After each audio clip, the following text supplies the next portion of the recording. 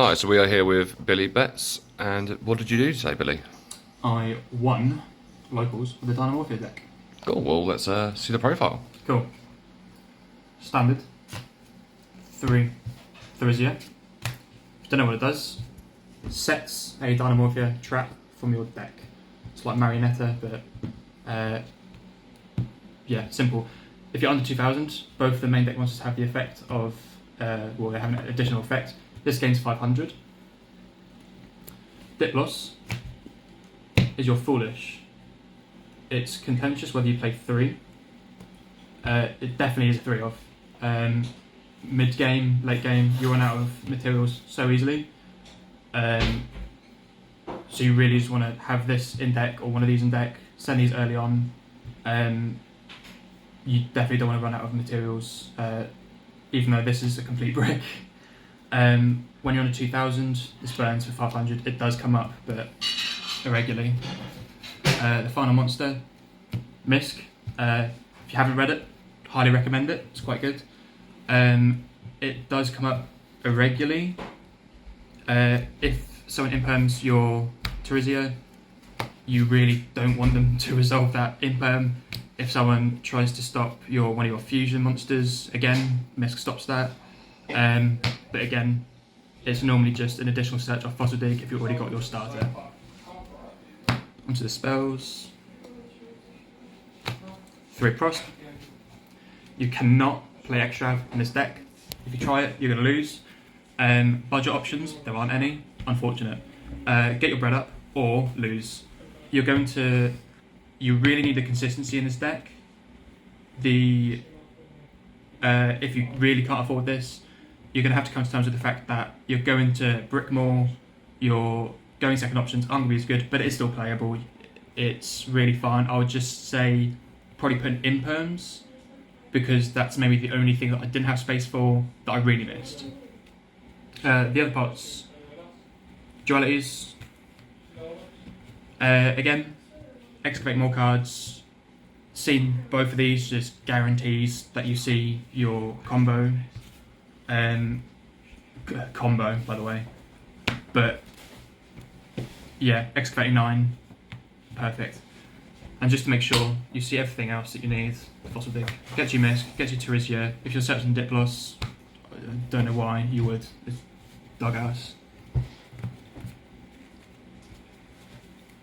Cool. And Core Pipe.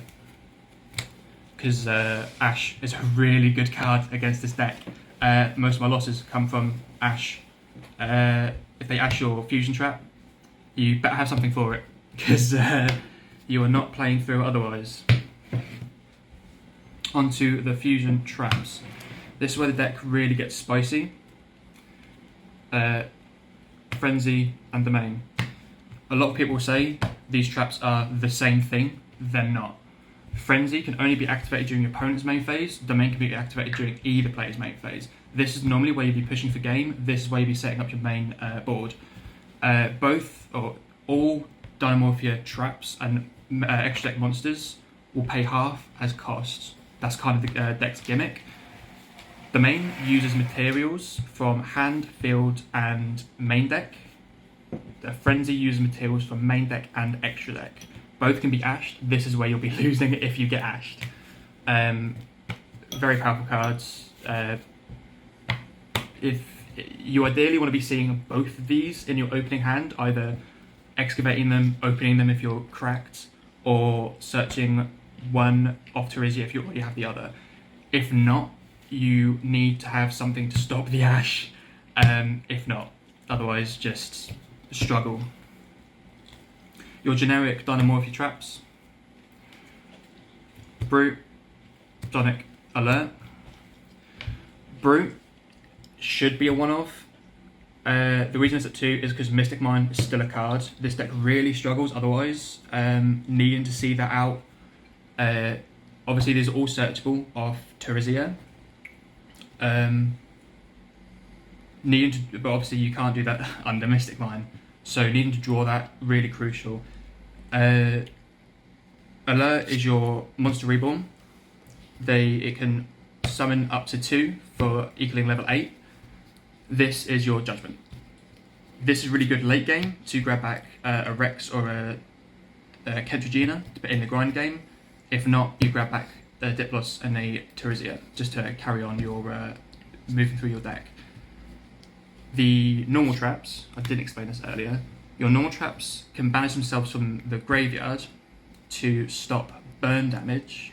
Your counter traps can banish themselves from the graveyard to stop an attack. It doesn't negate the attack, it just stops the damage you get. Ferret Flames. Fantastic card. Again, some lists play it at 2. I don't know why. You want to see this. This stops you losing games so many times. It's basically evenly matched, but slightly better in that it just clears boards. If your opponent has more attack points on board than you have life points, all their monsters are gone, is the best way I can describe it. Yeah, it's get your life points as low as possible, use this, their board just goes back into their deck. Doesn't destroy, doesn't target, it affects the player, not the monsters. It's basically you're out to towers, it's really nice. It's like evenly and Storm together, right? Yeah. Other board wipes, Torrential. This was Imperm. I decided Imperm wasn't doing enough in the deck.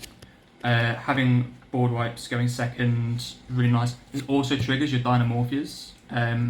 They all float. I'll go into that when I go through the extra deck. This comes up really nicely for that, as well as obviously wiping boards, the standard.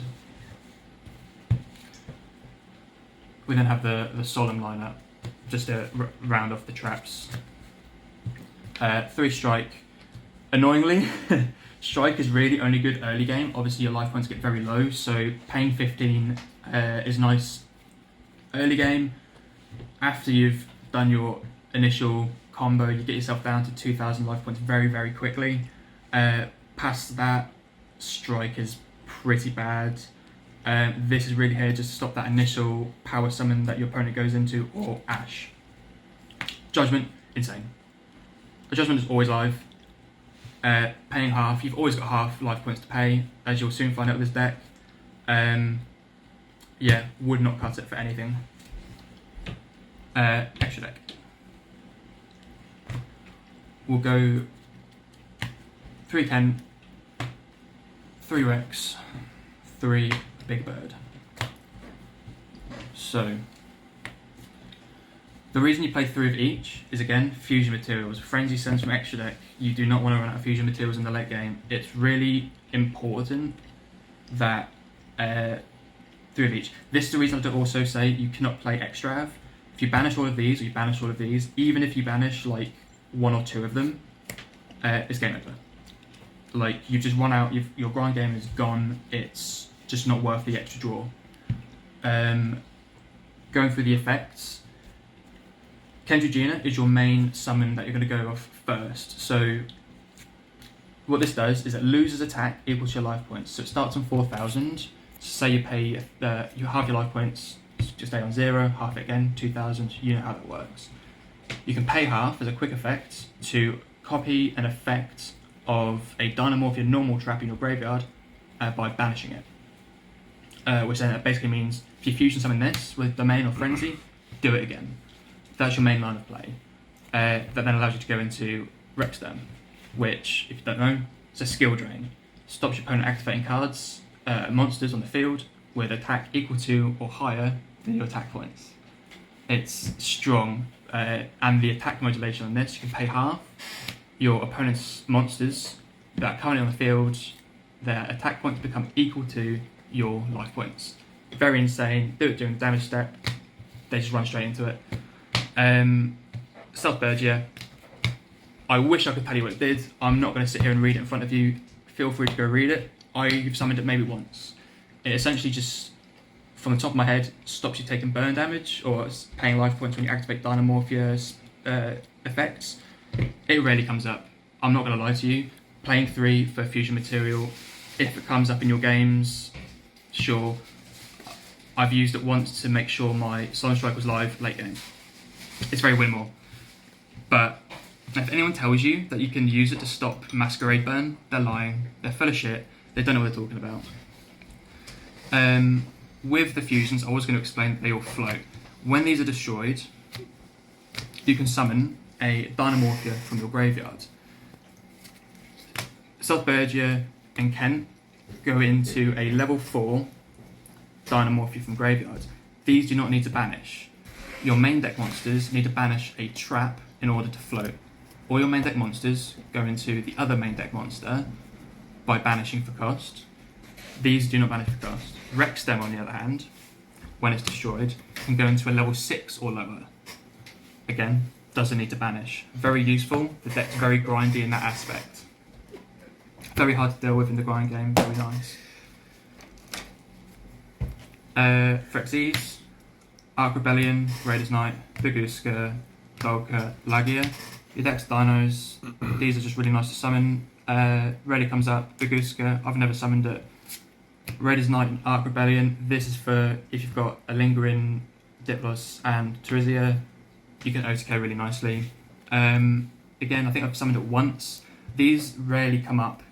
These two are probably your best summons, just because they're negates. But you'll soon find that you rarely want to get rid of your Dinomorphia monsters, just because it really struggles with your grind game. Obviously, if they're Xyz material, they're not getting destroyed as Dinomorphias, so you don't get the float effects. So you really only want to go into these if you've got other options as well. And then to round it off, we've got Phoenix. It's just a good link to, then you explain it. Side deck, we've got Pank. It's not searchable, it's just good spot removal. 3 Lava Golem. You can still go into your full play, not having to use a normal summon, so clearing a board with this, same with Sphere Mode I've got here.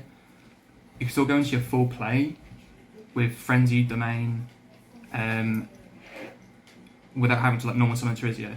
Obviously that ruins your consistency a little bit, because normal summon Terizia is a way into your main play, but it's never really conflicted as long as I've been playing it, and it's really nice being able to clear a board that way, because you really do struggle going second. The only spell I play in the side deck, Feather Duster, along with Heavy Storm Dusters for back row. You cannot play Cosmic in this deck, obviously, because your life points get below 1,000 almost immediately. And Twin Twisters, the discard hurts too much, so this is really your only other option for back row removal. Evenly matched for more board wipes. Very good cards. I wouldn't know what else to trade it out for. Maybe droplets, but again, you've got your attack modulation in Rexstem, and you can't really get full value out of things like Dark Ruler, so I think evenly matched is probably your best option there. And the anti-spell. It's more going first options, means that you don't immediately die to things like Lightning Storm or Harpies, although you can kind of play through those fine anyway, just by chaining your fusion traps. But just putting more pressure on decks like Despia, maybe the old Sky Striker matchup, really helps out. But yeah, that rounds it up. That is a clean 40 deck list, 40 card deck list. If you want to batter me about my mismatch rarities, don't bother. I know they're mismatched. I don't care. If you do bring it up, I'm going to spin your jaw. Well, thank you very much, Billy.